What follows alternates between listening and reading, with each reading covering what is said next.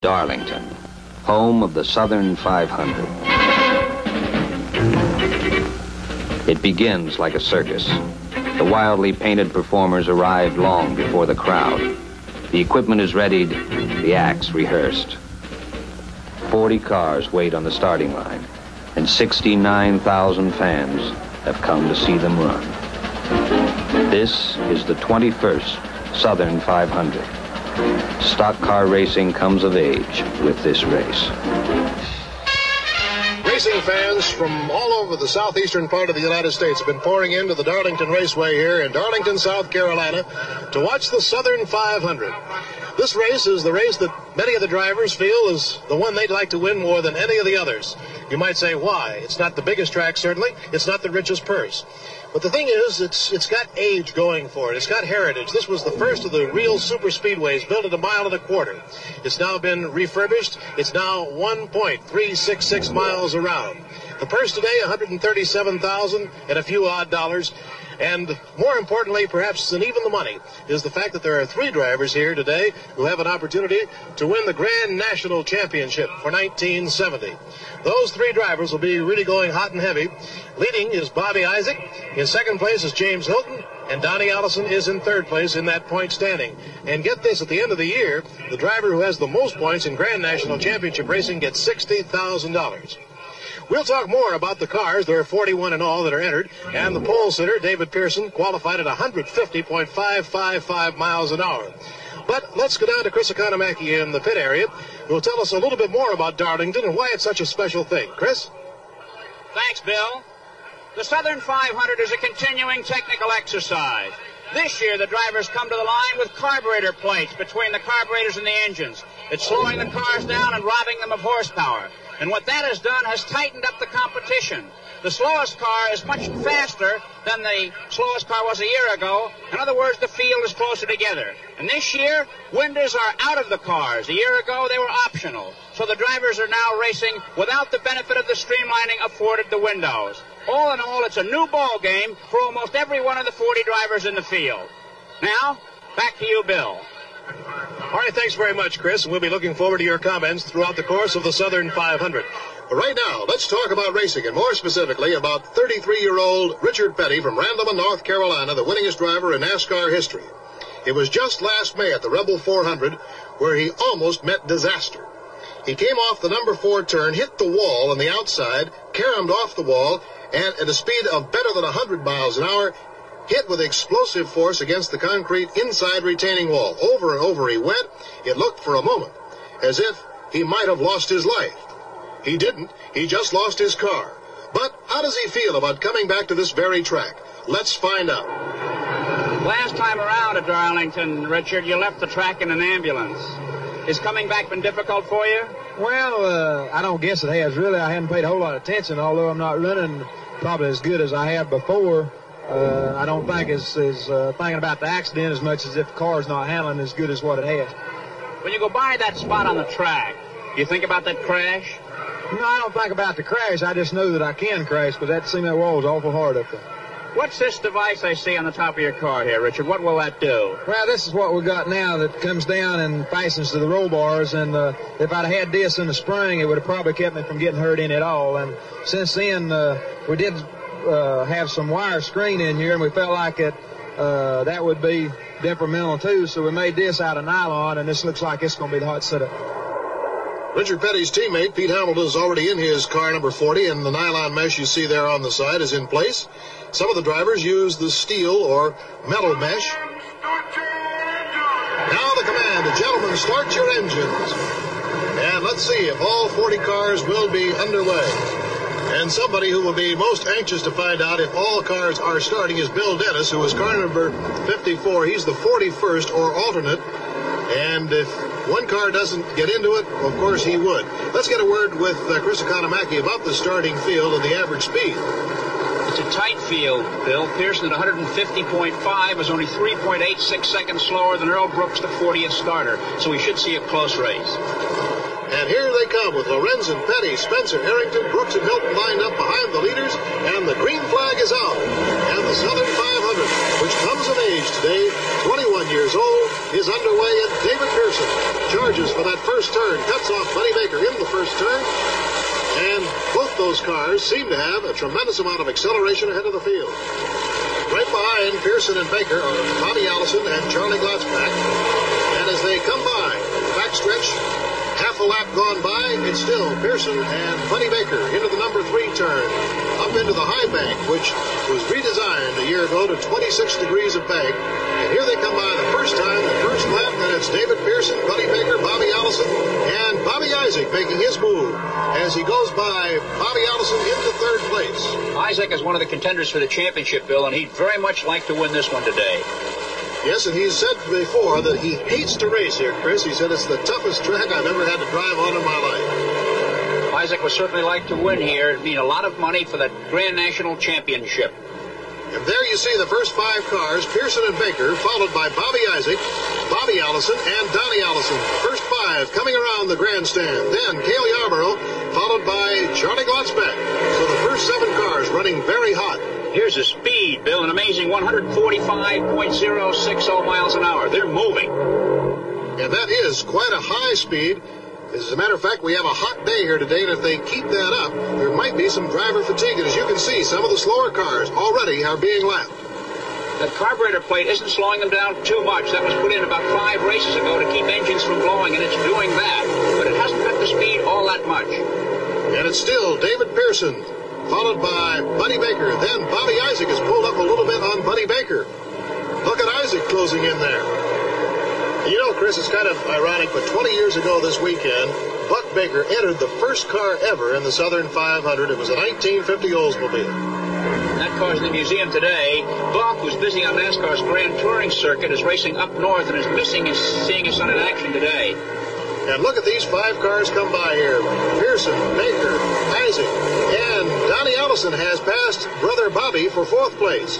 So the 2 Allisons are running 4th and 5th, Donnie over Bobby, and Donnie is pulling right up on the tail end of that high fin of Bobby Isaac. Uh-oh, trouble. A car up against the rail, one down low between the 3rd and the 4th turn. Dr. Don Tarr, car number 37, up against the high railing. And he's out of the car and over the railing, and the yellow flag is out. Looked as though he had steering problems, Bill. The car just ran up and hit the rail. Well, he's okay. He's out of the car, but here comes the parade into the pit area. And the strategy here will be who can get in and get out the quickest. Here comes Buddy Baker, and the Cotton Owens crew will be swarming all over him. The question is, can he beat Pearson out? Dick Hutcherson and the Holman and Moody crew aren't exactly slowpokes, Bill, but I'm surprised to see the hotshot stopping so early. Well, one hotshot who hasn't is Bobby Isaac, who is out on the track, who is not pulled in, and who is in the lead right now. Gasoline sloshes all over the place, and the Buddy Baker crew sends him off on his way. Now, at the other end of the pit area is David Pearson. He'll be trying to get underway before Buddy, but I believe Buddy's going to pass him by. Here he goes. And there is the Pearson car, and Baker beats him out. And here goes Pearson. The yellow flag is still out, Bill, so the advantage won't be significant because they'll all stack up behind the safety car until the track is cleared of the wreck of Don Tarr being taken off the banks there. That's an attendant behind the wheel. Tarr is complaining of a sore hand. Otherwise, he appears okay. And the yellow caution light is still on. Earlier, Chris Economaki had a chance to talk to the pole sitter, David Pearson. What kind of a race do you think we're going to have? It's going to be a hot day, and they say that the track is slipperier now than it's been in recent years. Well, the way everybody's been running during the practice all week, everyone's running real close together now. I know when I qualified I was a little bit faster, but they quite a few more now has come down to running the same speed I am. And it looks like it's going to be a closer race than ever. And the green flag is now out following that accident with Dr. Don Tarr. And they're running hot again, Chris, with Bobby Isaac in the lead in car number 71, the Dodge Daytona, the high wing on the back. Then in second place is Bobby Allison in car number 22 with Buddy Baker behind him. Uh-oh, there's a spin down low, car number 33. That is Wayne Smith. You know, Bill, that's a second spin in that spot. It could be slippery there. Well, the interesting thing is we haven't had a yellow, Chris. The boys are still racing, and the yellow caution flag is not out, still under the green. Well, they're turning the track in 33 seconds, according to my watches, Bill. That's an even 150 miles an hour, so they're moving. And look at here, who's moving? Buddy Baker passes Bobby Allison for second place. Buddy sliding by on the inside, the tough route. And he is now in second place, ahead of Bobby. Chasing at this particular point in the race, car number 71, Bobby Isaac. A car up against the wall. That is car number 72. It's Benny Parsons, and he still keeps going.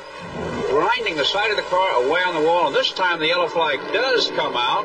Benny's a former Detroit taxi cab driver, and he's got no fare this trip. Well, his incident against the wall prompts the yellow out, and it also means that we'll have a parade into the pit area. And we have a new leader, even though he's under the yellow. Donnie Ellison has taken the lead from Bobby Isaac. We might explain that, Chris, that you can take the lead under the yellow. Well, the pit stop shuffle just lets someone inherit the lead. You can't pass for it, and that's what's happened here. But here's the green. And there shoots car number 27 into the lead. That is Donnie Ellison. Donnie seems to be running extremely hot at this time in the Sonny King Ford. Well, he's got a clear shot at the track, no traffic, and down that back straightaway, he's probably doing 162 miles an hour. Donnie Allison in car number 27, Cale Yarborough, is right behind him and pulling up fast, and there's the time, 32.9. That's better than 150 miles an hour for Cale. 150.4. He's rolling. And look at him move past Donnie Ellison for the lead. Cale Yarborough has taken the lead for the first time in this Southern 500. Incidentally, over many of these ABC stations, you'll see NCAA college football this afternoon. Minnesota, Missouri in one region, and Florida State against Georgia Tech in another. Then on Monday night, the premiere of NFL football on Monday night on ABC. It'll be the Jets against the Browns at 9 o'clock, and we have a spin right in front. It's Freddie Lorenzen in car number 98. On almost the middle of the backstretch, Freddie Lorenzen spun completely around, and he certainly showed Chris Economaki the Lorenzen of old in controlling the car. Did a beautiful job of keeping it off the wall, and Richard Petty almost nailed him as he went by, and he's coming to the pits now. So with the yellow out right now, and Cale Yarborough in the lead, with Donnie Ellison in second place and Buddy Baker in third, we're going to take a short break here at the Southern 500 in Darlington. Back very, very soon. Back here at the Southern 500 in Darlington. Bill, the halfway mark has come and gone, and 35 of the 40 starting cars are still in the race. And Donnie Ellison just did brush the wall. There, and a long slide by car number 17, David Pearson. And Chris is in that same doggone spot. I wonder if he's going to be out of it. I hope not. No, he's firing up, and I'll bet he flat spotted the tires and needs a new set. So apparently there's a slick spot on that track at the number 2 turn. And no yellow is out. So everything is okay, and they're still running fast. And now into the pit area comes Freddie Lorenzen's car number 98, normally driven by Leroy Yarborough, the Junior Johnson car. He's out of it for today, and look at the side of it. And they come right by the grandstands. Everybody stands up, urging Cale on, and Allison brushes the wall again. Between the first and second turn, Allison brushed the wall, and Cale shot by him. We have a new leader, as Yarborough has taken it over from Donnie Ellison. Ooh. Allison almost nicked the tail of Yarborough's car as it went by, Bill. There's the yellow. And looking around, we see the workmen down here at the left end of the pit row shoveling things off the track. So apparently there was some parts or debris on the track, and that means that Cale comes in a very good time to come for a pit stop and a little refreshing drink. It's a hot day here, and these boys need attention. Cale has been driving pretty hard and obviously needs fresh right-side rubber. And here's Donnie Ellison in the number 27. And Cale just about ready to go out. Cale is out again, and he passes Donnie Ellison down at that end. There he goes. They're working on Allison's car. Allison was 5th at Indianapolis in the Rookie of the Year, and he looks calm, cool, and collected as the seconds tick by. And he goes out, and I'm watching Bobby Allison, his brother, who is in there, and he seems to be upset. He's hammering against the steering wheel. Donnie was calm and cool as a cucumber, but Bobby is far from it. He's telling the Mario Rossi crew he wants a chassis adjustment. Change something. Oh, the heck with it. With 130 laps to go, the green comes out again. Cale Yarborough challenged by Buddy Baker, and those are the number 1 and number 2 cars right there. And I'm glad they have nicknames, because we'd be saying William Caleb Yarborough is challenged by LZ Wiley Baker. Baker wants that number 1 spot. It's getting time now for someone to make a move, and what a move that is. Ooh, a dangerous move. This is not what they call a wide track, but he put another car right between him, and there he sandwiches in and is right alongside Cale Yarborough and in the lead for a fraction. Boy, you really have to respect the man alongside of you in a race like that. It didn't pay off. Cale Yarborough still has the number 1 position. Yarborough in first, Baker in second. Isaac is in third. Then comes Donnie Allison and Bobby Allison. Those are the first 5 at this point. Still a lot of racing to go, but it's been a warm afternoon, a threat of showers occasionally, but it's been simply just humid and hot. Despite the slowdowns, Bill, are averaging almost 130 miles an hour, with the racing speeds being in the high 48s to 49s. And here Baker pulls out again to try to go inside. And he's got him. Buddy Baker takes the lead from Cale Yarborough, and a tremendous roar goes up from the fans down the main straightaway. They're standing on the backstretch. What a race we've had, and look at Bobby Isaac pulling up on Cale Yarborough. There's some competition, Bill, when you think drivers like Richard Petty, Pete Hamilton, and Charlie Glotzbach are not in it for the lead. And look at Bobby Isaac pulling up on Cale, and he goes low here, trying to get into second place. Turns it on, and comes by Cale, and Bobby Isaac has taken over the number 2 spot, just closing the gate on Yarborough. Isaac has had great success on little short half-mile track, but has really had it tough in cracking the victory circle in the super speedways. And here's a long slide. Car number 48, James Hilton, who's in second place in the Grand National NASCAR Championship standings, has pulled to a halt.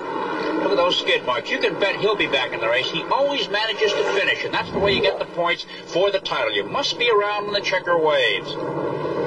And James Hilton is a very proud father of his young son, who made the finals in the Soapbox Derby a couple of weeks ago in Akron. The temperature here in Darlington, South Carolina, in the 90s, and right now we've got a race that's just as hot.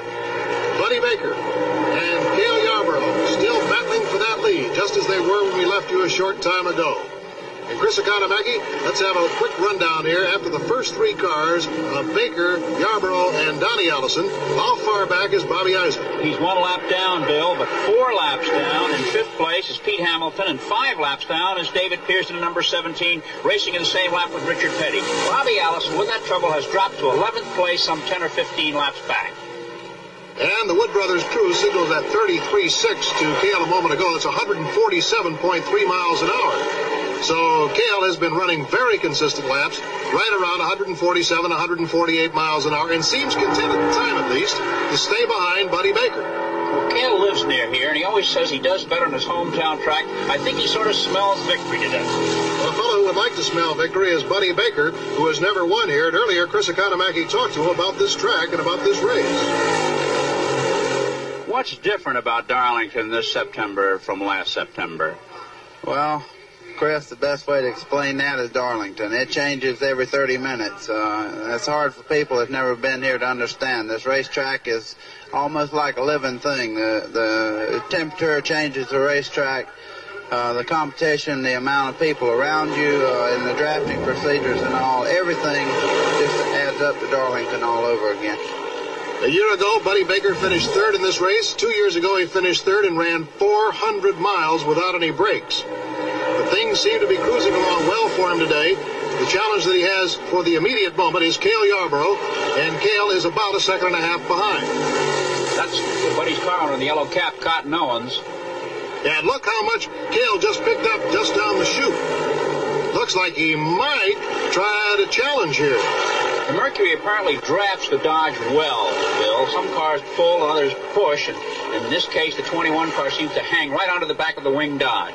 And you can bet that Buddy Baker knows that he's there all the time. Cale finished second to Leroy Yarborough a year ago, and 2 years ago won this race. Right now, that 33.3 converts to 148.6 miles an hour for Cale. He's running about a mile an hour faster than he was 2 laps ago. Well, this is remarkably fast because of the great number of cars still on the track. Very few cars have gone out, and it's heavy traffic as we see here. Look at this. Oh, Cale goes to the inside and touches the car, and he's in a long slide. Cale down on the infield, hits the fence. He's out of it. Out of it, I guess so. He just rides and knocks those fence posts off like 10 pins, and he is up, hung up on the number 3 turn. Out of the car he comes. It's a tough way to end an afternoon. You wonder why that happened. Fortunately, we can take a look at why it happened and how it happened as we go back and take a look at it. Here it is again in the replay. There is the long swirling slide, and then up against the retainer wall and just starts clipping off those fence posts like they were just matchsticks. He got down on the inner portion of the track where it's quite slippery. Now here's the stop action. He's right behind Buddy Baker coming off the turn in the high-speed lane. Here's where he makes the bad move, though, right there. And he cuts way down underneath the car. Now here he cuts back. Joe Frasone, number 18, is right in front of him, and this apparently is a crucial moment. He tries to get the car straightened by turning sharply to the left here, which throws the back end out and around. Touches the Frasone, number 18 car.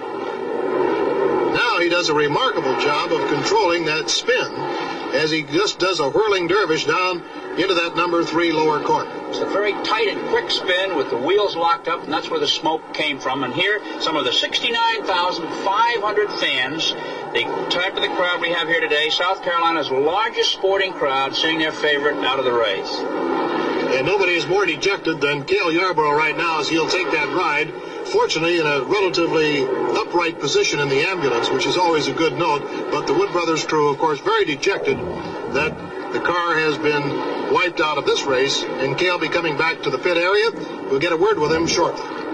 So Cale Yarborough is out of the race, and here comes his car in a forlorn-looking piece of scrap metal it is right now. I'd hate to see the underside of it after sitting on top of that fence for about 150 yards. Let's find out if Cale is as uncomfortable as his car looks.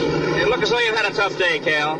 Well, it's been tough all day, Chris. The car was running good, but I lost my brakes right after the race started. I've had no brakes all day long, and it's just been hard to run. I've really had to watch myself because I couldn't get in any traffic or near anybody because I couldn't stop. And this is the worst place in the world to run without brakes. Where do you use the brakes mostly here, Cale? Well, you have to use them all the way around the racetrack because there's only one groove, and you have to use them when you come up on another car. And this is what happened coming off of 2. I ran into some slow traffic, and I either had to run over the back of them or try to go down under them. And I went down under them and spun down the backstretch and hit the guardrail. Have you been in more exhausting Southern 500s? Yes, I have. I'm not really that tired, Chris. I'm tired, but I could go a few more 100 miles.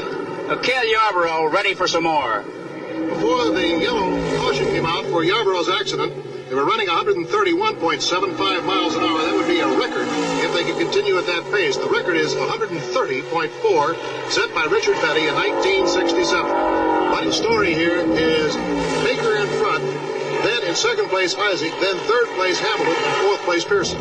The title contenders, Hilton, Bobby Allison, and Bobby Isaac, are all in the top 10, Bill, which means the championship will not be decided today. It'll probably go to the National 500, which will be seen from Charlotte, North Carolina on Wide World later this fall. All right, this time around, we probably will get the white flag, right, Chris? That's it, 1 to go, and this is what Buddy Baker's been waiting for a long, long time. It's too bad his dad is away racing. Buddy Baker, who is 29 years old, first came to this track with his father 20 years ago in that first race of the Southern 500. The white flag is up. That was Cotton Owens, Bill, really sweating it out. Hey, Baroni, you never know. You haven't won until the checkered flag comes down over the radiator. 1.366 miles to go when he got that white, and now it's just about half of that as he comes around with half a lap to go. $27,500 at stake to win this one today. And Buddy Baker has not won the Grand National NASCAR race since Charlotte 2 years ago. And this is going to be a very big win. The checkered flag is out. And Buddy Baker takes it to win the 21st running of the Southern 500. And you think the Cotton Owens crew isn't happy. Rather, there'll be a celebration tonight in Darlington. So the way things wound up, it was Buddy Baker in front, then Bobby Isaac, then Pete Hamilton, then David Pearson, and finally Richard Petty wound up in 5th place. Well, here we are in Victory Lane with the winner, Buddy Baker. Buddy, a big day for you. Your father won here before. You must be happy. Chris, I just don't know what to say. It's a young race driver's dream. And a win just couldn't have come at a better time. I'm so happy. I'm short on words. I've wanted to win this thing since I was 9 years old, when my dad used to win here, and now here I am in Victory Circle. It's just a country boy's dream comes true. Here I am. What kind of day was it on the track for you? Well, it was my day. You could see every break on the racetrack went my way, and I was real delighted. You won it, though, buddy. You drove for it. It wasn't luck. Well, regardless of how you get a race, there's a certain amount of luck goes with it, because many times today I was in tight situations that worked in my favor, and I was real happy. I bet you wish your dad was here. I sure do. That's the only part of this win that I miss him. I sure do. The winner, Buddy Baker. Now, Bill Fleming has joined us. How about a few final words, Bill? All right, thanks very much, Chris. And, of course, it is all excitement down here in Victory Lane, as it usually is following a race. And this was truly a great one, taking stamina and a lot of heart to do it. It was a popular victory. Buddy Baker has not won a Grand National NASCAR race since 1968, when he won the World 600 in Charlotte, not very far from here. As far as the overall point standings are concerned now in the Grand National Championship Circuit, Bobby Isaac picked up quite a bit on second-place James Hilton today, because Isaac finished in second place. Bobby Allison still is in third. So that's the story of the Southern 500.